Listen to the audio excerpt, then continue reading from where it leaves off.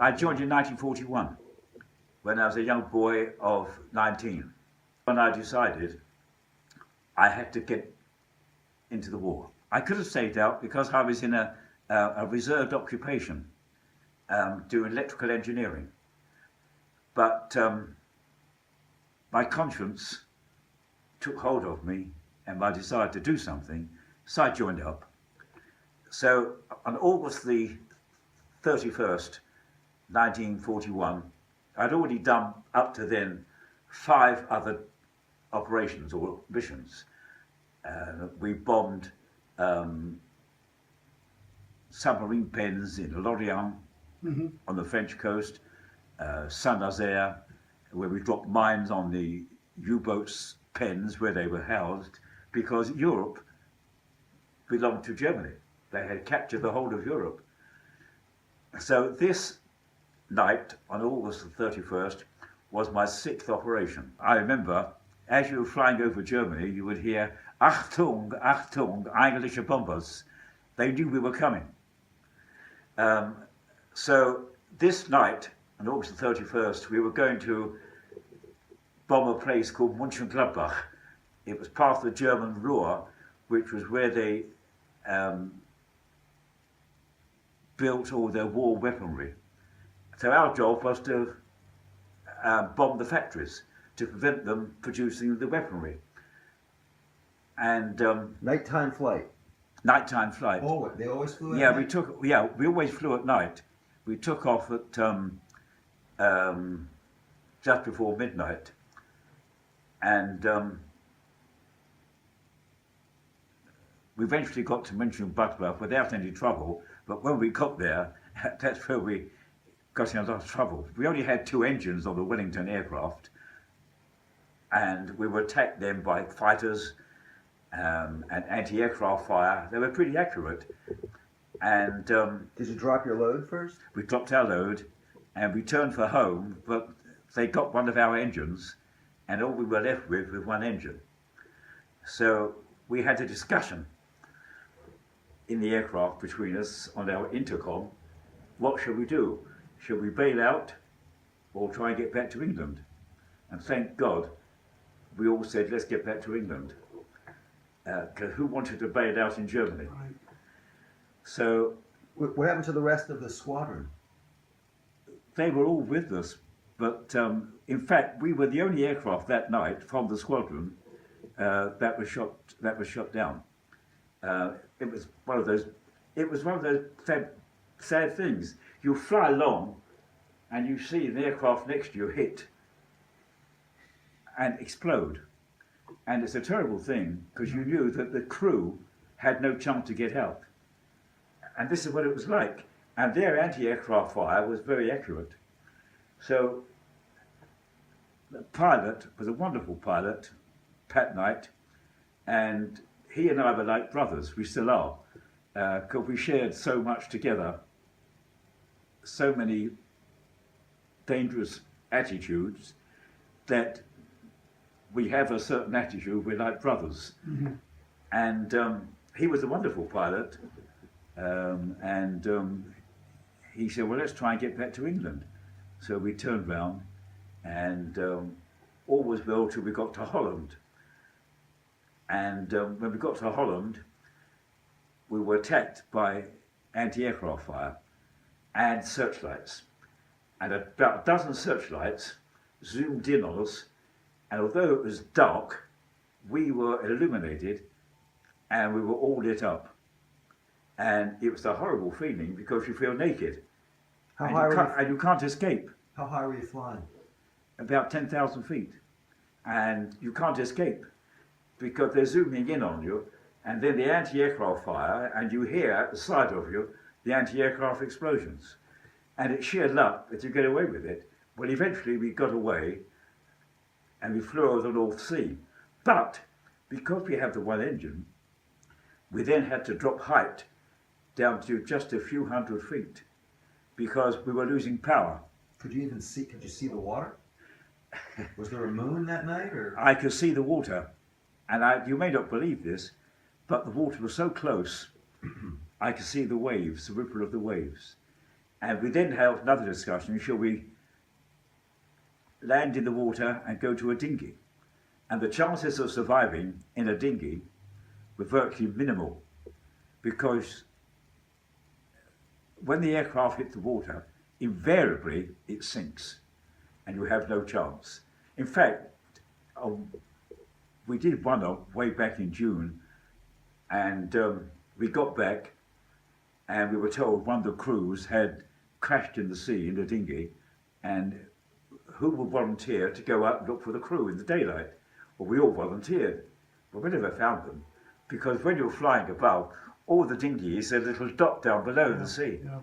So anyhow, we decided not to dinghy and carry on trying to get to England. And eventually, You're throwing things off the plane. I mean, what are you doing? You were doing things to lighten the load on the plane. we threw out everything we could. We kept our parachutes. What were you throwing out? We threw out machine guns. We threw out, we had tubes, which we took photographs. We threw out everything we could, we threw out. And who was we? The pilot and the co-pilot are both still steering All of the us. plane? We were throwing things out Wow. to reduce the weight so that we could climb. So how many people are on the plane? What's the 5. crew made up of? There was a rear gunner, there was a navigator, a bomb aimer, the pilot, and myself. And we were a good crew. And eventually we saw the coast, and we said, what should we do? Should we land on the beach? And then we said, no, we did not do that, because the beaches were mined against invasion. Oh.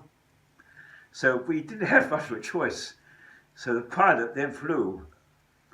We flew along, which was a park. It was green. So we knew it was a park or greenery of some sort. It was morning now? But it Was it was morning 4 or- o'clock in the morning. And we decided to land in this place. And it so happens, what it was, we found out later, it was a recreation park running parallel with the railway. So we were lucky we didn't hit the railway. So then what happened, we hit the deck, then we hit a tree, and I was okay. And what I'd done, as one of my duties before we land in a situation like that, crash land, was to undo the astro hatch so we could escape. Mm-hmm. And we were all huddled, heads down, and we hit a tree, and then we went up about 40 feet and hit again, and then the aircraft began to get on fire. Now the navigator got hysterical, and what I did, I pushed him out of the plane through the astro hatch, and it took a few seconds, but that few seconds delay caused the oxygen bottles on my left to explode.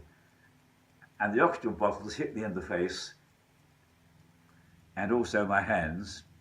And if I had gone out before the navigator, I'd have probably been all right. But that's fate, because I could have gone back flying and been killed. So, one mustn't talk about that. Mm-hmm. So I got out on the wing eventually, and I was burning. And I jumped from the wing to the ground, and I'd read as a boy, if you're on fire, you roll yourself over and you extinguish the flames.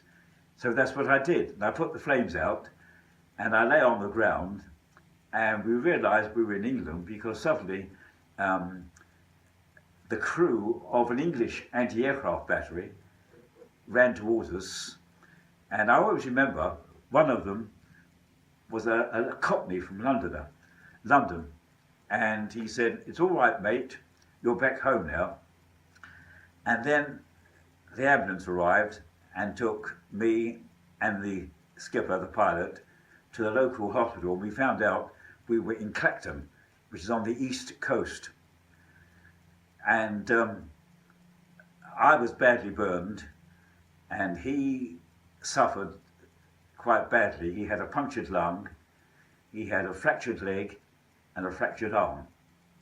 And when we crashed, he shot through the windscreen. So he was in a pretty bad way and had a lot of pain. So the ambulance took us to the hospital, and I can remember the nursing sister cutting off my uniform because of the burns. And my mother came to see us, and my sister, because my father died when I was a boy. My mother came to see us with my sister and uncle, and my mother was a very, very brave woman, because as you can imagine, she saw this, her son, lying in bed, swathed in bandages, all around his face. All he had clear was a little bit of lip, and his hands all bandaged, but she never cried. But my sister told me, many years later, when she went outside the ward, there she cried. Sure. A very brave woman. So after 7 days, the commanding officer of an RAF hospital called Ely, he came to collect us to take us back to the hospital for specialised treatment. And the skipper went up to the orthopaedic ward, and I went to the burn centre. Rear gunners who sat at the rear of the aircraft, their life expectancy on operations, which you call missions, was 4 hours. Wow. We lost in the RAF Bomber Command, that was my command. 55,000 were killed and 70,000 were injured. That's a very, very high loss. And though people talk a lot about the Battle of Britain and the wonderful job the Spitfires did and the Hurricane, and they did a marvellous job, their losses by comparison to ours were minimal. So our losses were very, very high. And the chances of completing what we called a tour were very, very exceptional.